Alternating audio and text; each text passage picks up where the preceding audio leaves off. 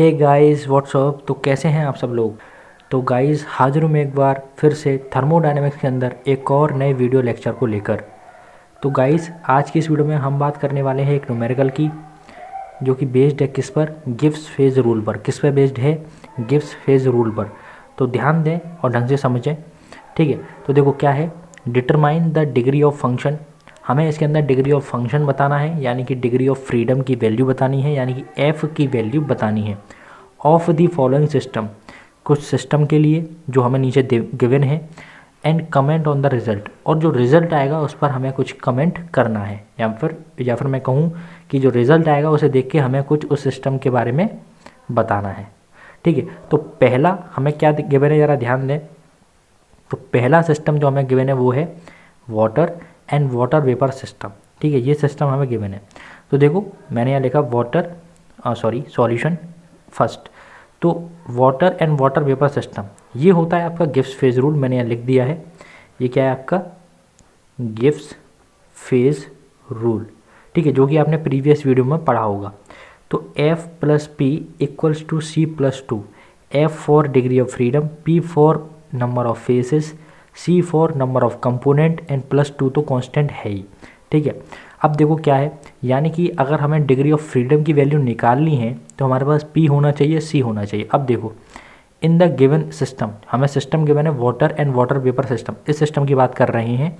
In the given system it can be asserted that number of phases. अब देखो हमने देखा कि वाटर है। अब वाटर किस फेज में होता है? वाटर होता है लिक्विड फेज में।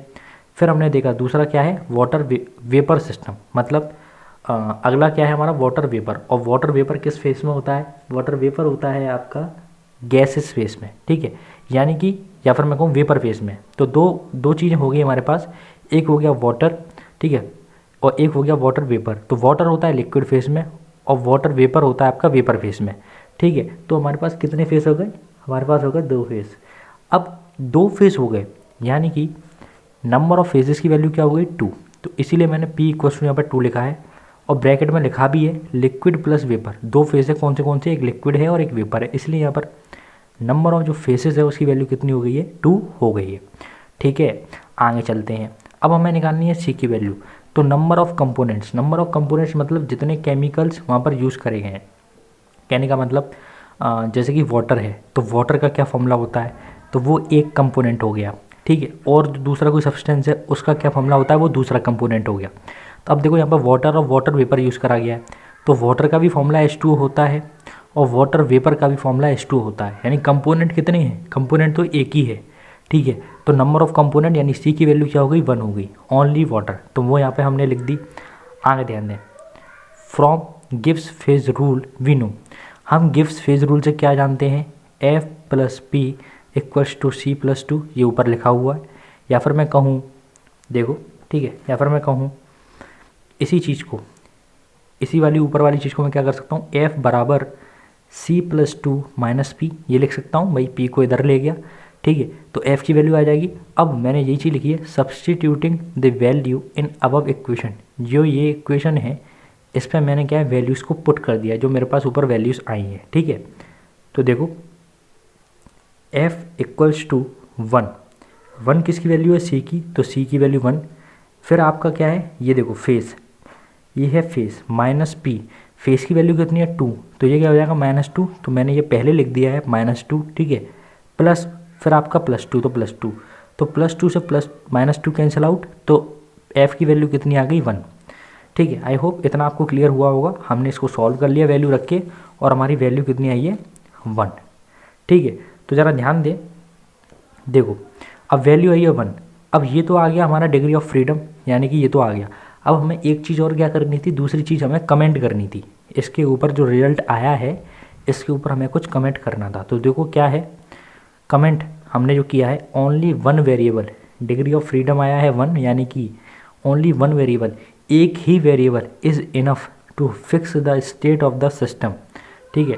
कहने का मतलब ये है कि हमने डिग्री ऑफ फ्रीडम जो आई है 1, उसे देख के हमने ये कहा कि एक ही वेरिएबल इनफ काफ़ी होगा इस सिस्टम की स्टेट को फिक्स करने के लिए। कहने का मतलब ये जो सिस्टम है वाटर और वाटर वेपर, ठीक है, इसकी स्टेट को फिक्स करने के लिए कितने वेरिएबल्स की हमें रिक्वायर्डनेस है 1 की, ठीक है। एक ही वेरिएबल इनफ होगा इस सिस्टम को फिक्स करने के लिए, इसकी सिस्टम की स्टेट को फिक्स करने के लिए, ठीक है।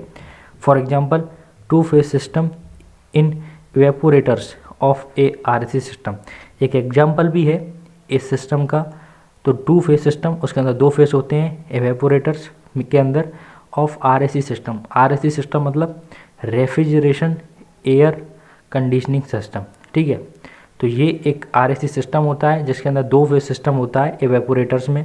तो वो भी किसका एग्जांपल है, एक इसी सिस्टम का एग्जांपल है, यानी कि उसे भी हम एक वेरिएबल की हेल्प से फिक्स कर सकते हैं उसकी स्टेट को, ठीक है, उस सिस्टम की स्टेट को।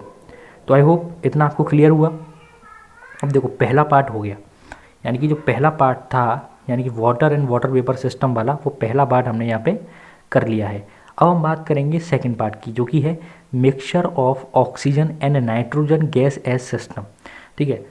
मतलब सिस्टम के अंदर हमारे पास 2 चीज़ें हैं, मिक्सचर है, किसका मिक्सचर है, एक तो मिक्सचर है ऑक्सीजन का and nitrogen gas as system. मतलब सिस्टम के अंदर 2 चीज़ें हैं, एक तो मिक्सचर है मतलब ऑक्सीजन है एक तो, और दूसरी है क्या, नाइट्रोजन गैस।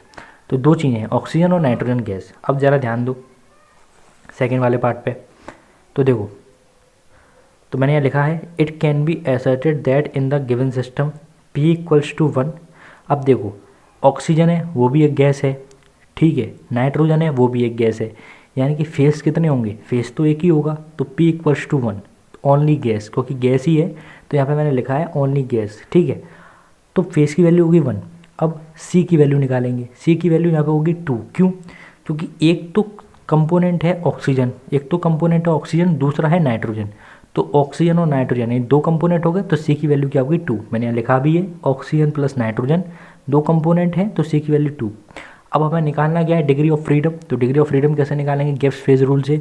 तो from the Gibbs phase rule, हम गिब्स फेज रूल की हेल्प से हम जानते हैं कि F बराबर होता है C माइनस पी प्लस 2 के, ठीक है। यही ऊपर लिखा है C माइनस पी प्लस 2, तो उसके बराबर होता है ये। अब हम जो ऊपर वाली वैल्यूज़ हमें आई हैं, P की वैल्यू 1 और C की वैल्यू 2, इन दोनों वैल्यूज़ को इस फॉर्मूले में रख देंगे। तो वही बात मैंने यहाँ लिखी है, substituting the values in above equation. Above equation में हमने वैल्यूज़ रख दी। तो देखो C की वैल्यू रखी हमने 2, ठीक है, -1 और +2। तो आपका 2 में से 1 घट गया तो आएगा 1 + 2 यानी कि 3, यानी F की वैल्यू कितनी आई है, 3 यहाँ पर आई है। अब देखो ये 3 वैल्यू आई है, तो इस वैल्यू से हम क्या कह सकते हैं, ठीक है। अब ये तो आ गया रिजल्ट, ठीक है, ये तो हमारा आंसर आ गया, लेकिन अब इस पर हमें कमेंट भी तो करना होगा। तो हमने देखो क्या कमेंट करा है, we will require 3 independent intensive variables to fix the state of the system.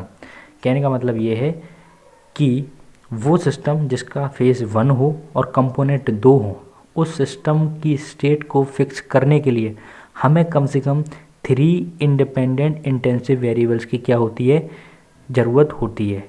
हमें रिक्वायर होते हैं 3 इंडिपेंडेंट इंटेंसिव वेरिएबल्स किसी भी सिस्टम की स्टेट को फिक्स करने के लिए जिसके अंदर एक फेज़ है और कंपोनेंट कितने हैं, 2। सो आई होप आपको ये बात क्लियर हुई।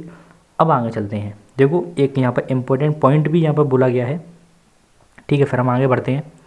एक बात यहाँ बोली गई है ट्रिपल पॉइंट के बारे में, ये याद रखने वाली बात है। Triple point of any substance, जो भी ट्रिपल पॉइंट होता है किसी भी सब्सटेंस का, इज़ ए स्टेट, वो एक ऐसी स्टेट होती है एट विच, जिस पर it can exist in equilibrium in solid liquid and gaseous phase, that is all 3 phase can को एग्जिस्ट। देखो क्या बोला गया है, जो ट्रिपल पॉइंट होता है किसी भी सब्सटेंस का, वो एक ऐसी स्टेट होती है उस सिस्टम की जिसमें वो सिस्टम इक्विलिब्रियम में होता है और वो अपनी तीनों फेसेस को, मतलब सॉलिड फेस को भी, लिक्विड फेस को भी, गैसियस फेस को भी वहाँ पर शो कर रहा होता है। यानी कि अगर मैं दूसरी भाषा में कहूँ तो ट्रिपल पॉइंट पर, किसी भी सब्सटेंस के ट्रिपल पॉइंट पर तीनों जो फेसेस होते हैं, सॉलिड लिक्विड गैस, वो हमारे वहाँ पर क्या है, एग्जिस्ट करते हैं, को एग्जिस्ट करते हैं। मतलब एक ही साथ वहाँ पर सॉलिड लिक्विड गैस तीनों के तीनों हमें वहाँ पर दिखाई पड़ते हैं। तो सो आई होप आपको ये बात क्लियर हुई होगी। अब 2 पार्ट हमने सॉल्व कर लिए हैं, पहला water and water vapour system, second mixture of oxygen and nitrogen.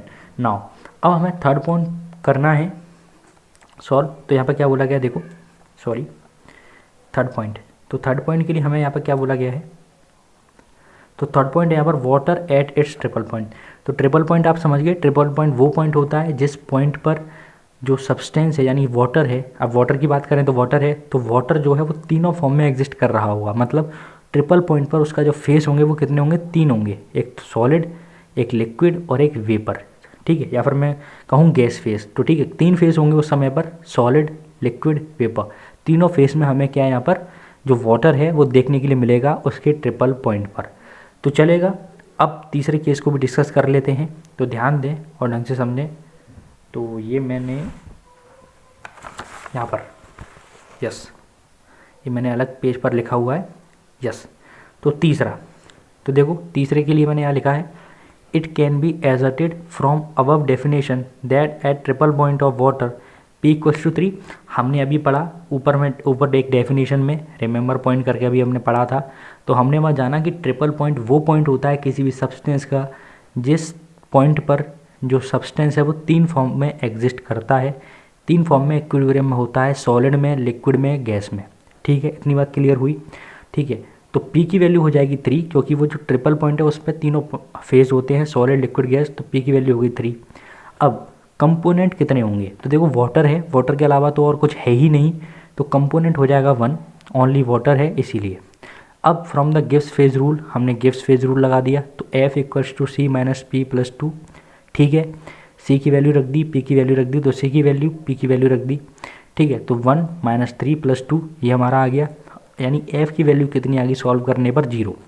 अब देखो ये बहुत इंपॉर्टेंट केस है, F की वैल्यू यहाँ पर कितनी आई है, 0 आई है। ठीक है, ये बात आपको क्लियर हुई। ठीक है, तो F की वैल्यू कितनी आई है, यहाँ पर 0 आई है। तो देखो बड़ी इंपॉर्टेंट यहाँ पर बात बोली गई है, अब F की वैल्यू 0 आ गई, यानी आंसर तो हमारा आ गया, यानी डिग्री ऑफ फ्रीडम हमारा जो आंसर है वो तो आ गया 0। अब हमें उस पर कमेंट करना है, तो देखो कमेंट के अंदर क्या बोला गया है, the degree of freedom comes out to be 0। जो डिग्री ऑफ फ्रीडम है वो हमारी 0 आ गई है, हमने ये बोला है। ठीक है, विच सजेस्ट, जो कि ये सजेस्ट करती है कि that the triple point of water, जो ट्रिपल पॉइंट है वाटर का, is a very specific condition, वो क्या है, एक स्पेसिफिक कंडीशन है। मतलब जो ट्रिपल पॉइंट है किसी वाटर का वो एक स्पेसिफिक कंडीशन है, and occurs at a particular value of temperature and pressure, जो कि होता है, यानी कि मैं कहूँ कि जो ट्रिपल पॉइंट ऑफ वाटर है वो एग्जिस्ट करता है किसी भी पर्टिकुलर वैल्यू ऑफ टेम्परेचर पर और किसी भी पर्टिकुलर वैल्यू ऑफ प्रेशर पर। इसीलिए उसकी जो डिग्री ऑफ फ्रीडम है वो क्या आई है, 0 आई है। उसे हम फिक्स नहीं कर सकते, वो क्या है, वो अपने आप ही किसी एक पर्टिकुलर वैल्यू, एक फिक्स वैल्यू पर टेम्परेचर की और एक फिक्स वैल्यू ऑफ प्रेशर पर वो एग्जिस्ट करता है, यानी हमें देखने के लिए मिलता है। ठीक है, अब आगे ध्यान दें, रिमेंबर करके यहाँ क्या लिखा हुआ है, at triple point of water, जो ट्रिपल पॉइंट होता है वाटर का, उस समय जो टेम्परेचर होना चाहिए वो क्या होना चाहिए, टेम्परेचर होना चाहिए 0.01 डिग्री सेंटीग्रेड।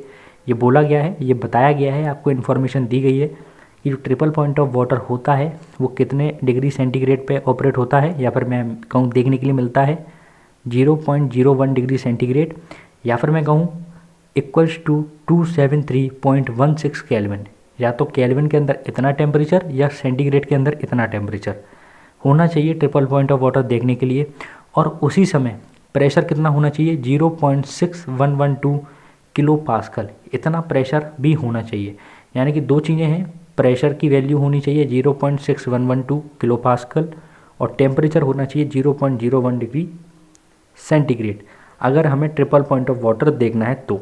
ठीक है, नोट आगे क्या बोला गया, ध्यान दें, even true air is mixture of several gases. अब हम जानते हैं जो एयर है वो मिक्सचर है सेवरल गैसेस का, मतलब उसके अंदर काफ़ी सारी गैसेस पाई जाती हैं, जैसे कि ऑक्सीजन हुई, नाइट्रोजन हुई एंड एनी अदर गैसेस, और भी कई गैसेस उसके अंदर पाई जाती हैं। But it is considered as one component, जो एयर है उसे हम वन कंपोनेंट ट्रीट करते हैं, या फिर मैं कहूँ उसे कंसिडर्ड करते हैं वन कंपोनेंट। और जो उसका फेस होता है क्या होता है, in gaseous face, gaseous face के अंदर। मैं रिपीट करूँ, कहने का मतलब ये है कि जो एयर होती है, ठीक है, एयर होती है उसके अंदर काफ़ी सारी गैसेस पाई जाती हैं, लेकिन फिर भी काफ़ी सारी गैसेस को पाए जाने के बावजूद भी उसे हम वन कंपोनेंट में ट्रीट करते हैं। मतलब एयर के अंदर अगर कोई आपसे पूछे कि नंबर ऑफ़ कंपोनेंट कितने होते हैं, तो एयर के अंदर नंबर ऑफ़ कंपोनेंट होते हैं 1। ठीक है, पर कब, जब एयर गैसियस फॉर्म में हो, ठीक है। मतलब अगर एयर गैसियस फॉर्म के अंदर है तो उस समय कंपोनेंट कितने हो जाएंगे एयर के अंदर, 1। अगर एयर लिक्विड के फॉर्म में है तो भूल कर भी एयर के अंदर जो कंपोनेंट है वो 1 नहीं होंगे, ये बात याद रखिएगा, ठीक है। सो अभी मैंने आपको ये बातें क्लियर कर दी हैं। सो आई होप जो न्यूमेरिकल मैंने यहाँ पर कराया है वो बहुत ईजी वो आपको समझ में भी आया होगा। सो गाइस, आज की वीडियो में इतना ही। अगर इससे रिगार्डिंग फिर भी कोई डाउट आपका रह गया है तो आप मुझे कमेंट कर सकते हैं, मैं उस डाउट को जल्द से जल्द आंसर करने की कोशिश करूँगा। सो गाइस, आज की वीडियो में इतना ही। Thank you for watching this video.